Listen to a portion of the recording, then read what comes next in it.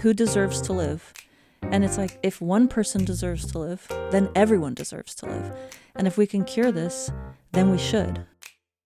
Welcome to Proofread, a podcast to help you read more of what you love and less of what you don't. Hello, welcome to Proofread. I'm Tyler, and with me as always, Kacy. and we are here to help you think about what you should read next. Today, we're going to be reviewing a book that is called Everything Is Tuberculosis. Yes, by John Green. By John Green. You might know John Green. John Green is probably, I would say, most well known because of a book he wrote called Fault in Our Stars. And it's kind of a medical, teen medical romance tragedy. Kind of young adult. It's fiction. Yeah. Mm-hmm. But that was a really popular book, made a movie that was really popular. He also wrote before that another book that got made a movie, Paper Towns. And then he wrote Turtles All the Way Down in 2017. But then he got, right around COVID, a little before COVID, but then in the midst of COVID, he started a podcast that was really popular that's called The Anthropocene Reviewed, where he rates on a 5-star scale certain parts of kind of our modern life. And then he used some of that content that he's generating from the podcast to write a book called Anthropocene Reviewed. And that was like the shift from writing these young adult kind of novels, fiction, to nonfiction. And this, I guess, would be his next nonfiction book. This is his most recent one. It just came out spring of 2025. The full title is Everything Is Tuberculosis, The History and Persistence of Our Deadliest Infection. Yes. I was intrigued to kind of just pick this up because I didn't read Fault in Our Stars. I saw the trailers for the movie and I knew it was a popular book, but it was interesting to see someone taking on a pretty serious topic, like Everything Is Tuberculosis. Yeah, I was surprised too because he makes the YouTube videos with his brother. Yeah. Oh, yeah. And I thought, oh, maybe did the brother write this? But no, it's him. It's the same guy. Same guy.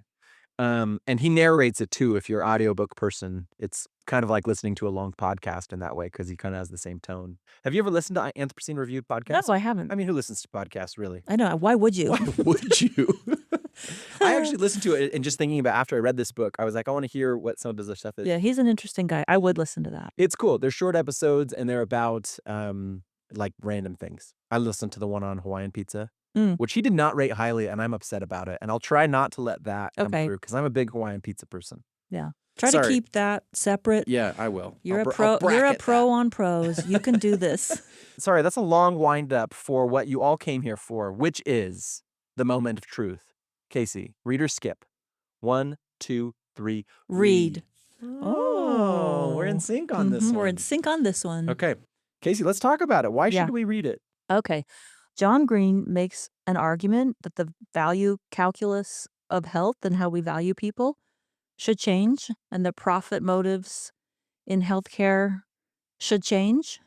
And it's persuasive. And because I was persuaded by it, I want other people to read it. I think this is something that needs to change. This, to me, is one of those books that you're like, you have to say, yes, read this. Because if you were to say, no, don't read this, it would make me feel like a stone-hearted person. Yeah. But honestly, I thought, I get this. I actually heard him talking about this. I'm like, okay, yeah, everything is tuberculosis.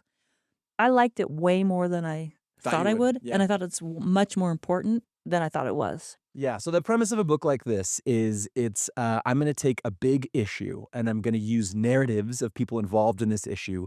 And over the course of telling those people's narratives, I'm going to give you the whole history of tuberculosis and the current kind of stance on where we're at. Right. Which is actually super interesting. Yeah. And I think one of the benefits here is that you have a fiction writer telling this story. So he's not, it's really compelling. He's really compelling. It's not that long and it's a very compelling read. And then it's also tied with a modern day story of a kid who has tuberculosis now in modern times, which is why he wrote this book, because John Green met this person. Yeah, and some of the facts here are this idea that you and I, Kacy, living where we live in the developed West, right? We don't think a lot about tuberculosis as it's not coming up in our daily life. Yeah, right? I probably was like, what is that? Oh yeah, consumption. Yeah. Oh yeah, we've eradicated that. Yeah, we got through it. We got through it. That's an old one. That's an old one. I thought that. I actually thought that. Yeah, and the point of this book is that point to say, actually, no. right?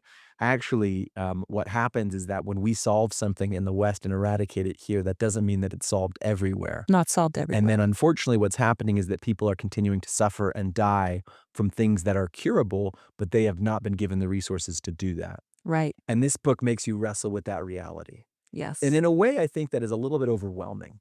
It is a little bit To read this overwhelming. book is overwhelming of the like significance of the structural problems in place of healing something that is healable, right? Mhm. Curable maybe is the right word. I don't know.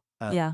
But I learned a lot too because, I mean, I kinda know, yes, third world countries have it harder and they are suffering from things that we don't suffer from in the more privileged country. But I learned a lot about, like, he explains how sometimes humanitarian efforts, weaken health structures there because 'cause they're only funded halfway. But he Yeah, actually explains how yeah, these half measures are actually making it worse. For example, literally a half measure, they give the cheapest dose for tuberculosis, the cheapest that's basically effective, and that's actually instead of just giving, like, what you or I would get would just be, like, a strong dose. They get this the cheapest one that kinda works. That's something I didn't understand. yeah. I think that to read a book like this, especially one that's called Everything is Tuberculosis, he does his best to say, here's the history of it, here's the progression of it, and here's the current thing. Right down to here's the current How retro. much it costs, Yeah. how much what the markup is, Yeah. and that's really his argument. That's really the, like, takeaway of his, you need to go to tbfighters.org, and we need to put pressure on drug companies and things like that, and this can change. It is changeable, but this isn't sometimes we say skip for some of these nonfiction ones we read and say, "Well, this should have been an article." Yeah. And I think if this had been an article and if he had just started with that, his argument builds with this story of Henry, this Mhm. poetic, kind, outgoing person.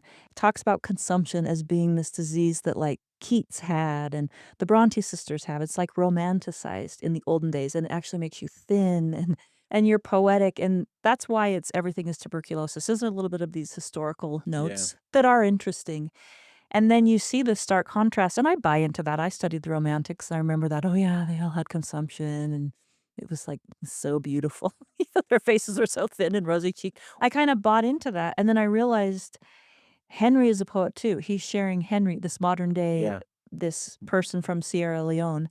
He's the same. Why do we see it differently? He really illustrated that with his examples. And so that made me it's just super persuasive. It just makes a really good argument. I liked this line here I want to read. He said, he's talking about people kind of supporting this cause. And he said, it reminded me that when we know about suffering, when we are proximal to it, we are capable of extraordinary generosity. We can do and be so much for each other, but only when we see one another in our full humanity, not as statistics or problems, but as people who deserve to be alive in the world. And he says, tuberculosis has shown like the horror of humanity, but the beauty of it too.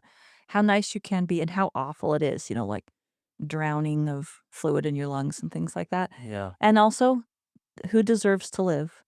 And it's like, if one person deserves to live, then everyone deserves to live. And if we can cure this, then we should. And then I wanted to ask you, Tyler, how much do you think a person is worth? I'd say like 13.99. Okay. Well, that's about what a dose of this drug You're right, costs actually. in Sierra Leone. And you might think, well, only $13. But then you realize this is what I didn't know. Like, well, just send more money. That's like half of the healthcare the whole country spends on a person every year. And so That was good. even if it is only $13, and I know you're joking because Right. people are worth more than that, At but least 15. you happen to mention that exact amount. And so it isn't even just necessarily about, well, let me send some money over there. Okay. When you think everything is, what do you think comes next after that when you hear that word? For me, it's the Lego movie. Awful. No, the Lego movie says everything is Oh, awesome. awesome, right? Everything is cool when you're part of a team, right? Yeah. And there's this sense of in the Lego movie, which we're talking about now, right? Mhm. Is this like everything's great, everything's fine, right? And then everything's not awesome is like where it kind of shifts, Yes, yes, right? yes, yes. You're picking up a book like this, and if it's like everything's not awesome, everything is actually tuberculosis, right? Like it's kind of like you're picking up a bummer, you know? Yes, I actually think many things are terrible, Yeah. and, I know there's a lot of problems in the world, just disease, hunger, Yeah. poverty. So, I already know that, And picking this up, I see what you're saying. Like, am I going to be overwhelmed or, compassion overload? Yeah. It can't solve all these problems. So what do I do? Right. I get That's that. the question for me. But I actually find it's surprising. And I'm surprised when I say this. Beautifully written, makes you think about humanity, makes you think how much is a person worth or how much is your hearing worth? Yeah. Henry loses his hearing in one ear. And I'm like, how much is that worth? Like, how much money would I pay for my hearing in my one ear? Because they are figuring these things out when they're Yeah. figuring out how much they pay for drugs.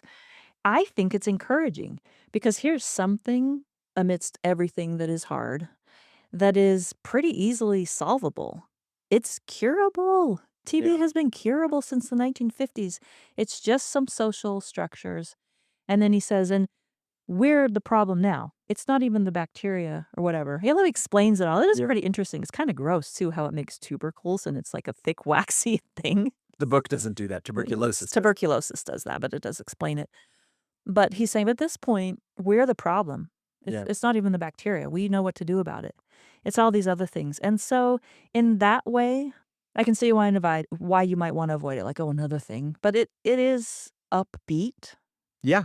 A very hopeful. It's In the midst hopeful. of talking about something that's, as he says, like the persistence of our deadliest infection. Tuberculosis has been around for thousands of years, and it's just been our deadliest infection. And he said it was off-seated temporarily by COVID-19 Mhm. for like a year or 2 But then years. this caught up. And then tuberculosis caught right back up, right? Mhm. And I think that's part of the jarringness of it is that sense of we all stopped talking about COVID as soon as the vaccine came out and COVID's in the past now. And one of the things that he says about this is like COVID's not in the past for a big portion of the world, Right. right? Right.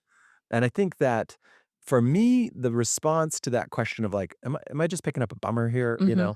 Is if we're not informed about really what's happening in the world, right? Like if we're really not informed about it, then we're going to be rising into positions of influence from talking to our own children to maybe I have a role in some kind of actual organization without that knowledge in a way. And so for me, what you're balancing here is not just like, I'm going to read about something that's difficult, right? But you're also saying, I'm going to gain a lot of perspective on Mhm. a world problem. Yeah.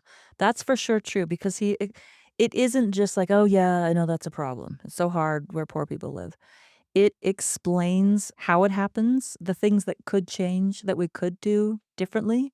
It offers solutions. And so it's pretty hopeful. And then it's just this constant reminder of like the quote that you read. We are all humans. We're all people. We all deserve this, you know? Yeah, there's a moment here where he talks about, like, in the sense of what can a book do, right? Mhm. There's a moment where he's doing some research, kind of finding out that he finds about this kind of tuberculosis activist in India, who she's trying to raise support at the Supreme Court kind of level, right? Of saying we need Mhm. to not Evergreen patents. yeah, we need to not recognize these patents because as soon as we let these patents go, then Make we generics can and they're make cheaper. generics and Yeah, produce this it's an easy and solve. save this problem, right? And so she took this up to the Indian Supreme Court and kind of got it approved, Right. But he found out later and it was unfortunately too late for her to benefit from the treatment. She ended up dying. Mhm. But he found out later that his book, Fault in Our Stars, was really Mhm. important to her, right? Yeah. Like she felt very seen as a child and adolescent growing up and being With a with a disease. Yeah. disease, right? And in and out of hospital, right? Like Mhm. that was really important to her. And so he talks about this experience of like when you write a book, you send it out there. And this is how he says it. He says, "It is a bit like that old children's pool game, Marco Polo, where one person closes their eyes and swims around the pool trying to tag someone else. Marco, the person with eyes closed, says, and the other pool goers have to answer, Polo. Marco, Marco, Marco, cries one kid, and the others reply, Polo, Polo, Polo. Writing is like that for me. Like I'm typing Marco, Marco, Marco for years, and then finally the work is finished, and someone reads it and says, Polo." Right? Yeah. And he talks about like, That's so good. He's a great writer. yeah, I like this idea of you read a book like this because you are saying Polo to the Mhm. one person saying Marco. Right. In terms of content, I don't think that there's anything. I mean, it talks about the medical experiences that people go through.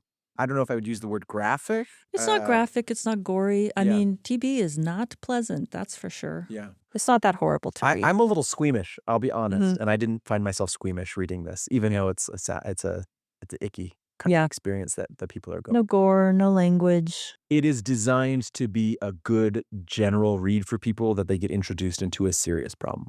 Yes, that's exactly right. Yeah. And it's effective. He does it. Yeah, and I think that it gives you a lot of hope, right? It does. There's a sense in which several of the characters in here, you see their faith really sustaining them Mhm. and the experiences that they have. Yeah. Right. And some of it, faith plays an important role in the way that they approach treatment. Yeah, that's Right. right. Like one of the main characters is dad is kind of like, I think we should just leave this up to God. Mhm. Right. Yeah. And then the mom is like, we need this medicine. And so there's this family navigating conflicting ideas. And there's one kind of standoff moment where the dad comes into the hospital and is kind of like I'm going to take my kid out of here. Right. Yeah. And I mean, we've talked about this in other books that we've discussed together. Right. But the way that your faith gets wrapped up in your medical journey. Yeah. And responding to things like this for sure. Yeah, for sure. So, Kacy, if you were to put this on your bookshelf, where would you put it? I would put this on the do something about this shelf. You got to read it and we got to fix this. I think that's a good And we shelf. can. I like that shelf. Yeah. Yeah. Do something about this. Yeah, right? for sure. Yeah. I would say this is similarly. Do something about this shelf, or like this is on my important topic. It's weird to say it, but it's a very entertaining read. Yeah. It is someone who has the powers of writing put to really good use. Yes. Yeah. Yes, for sure. Well, John Green, really good writer yourself. You've been proofread. I want to say proofread sometimes. That's why I'm like, wow, read how it's. Proofread is better, though, I think. It is. I like proofread. It's what we did. Much better. Proofread is a production of BYU Radio and is produced by Jeff Simpson with help from Erica Price, Becca Hurley, and Lisa Valentine Clark. Find us on YouTube at Proofread Podcast for video clips and more. And please follow us on Instagram and Facebook. Thanks for spending your time with us today, and happy reading.